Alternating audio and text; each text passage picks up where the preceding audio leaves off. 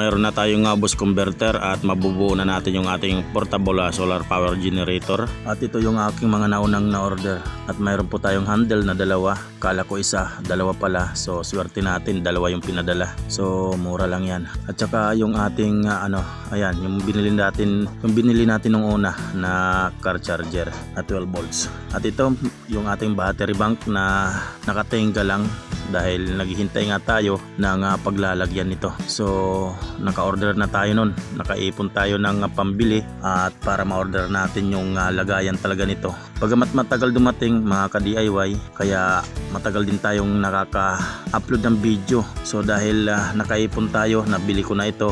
Super laki niya, so kasyang kasya dito ang 16 pieces, luwag pa. Dahil malaki to, kahit pa mag 5 parallel 4 series. So yung sukat po nito, may full video po ito.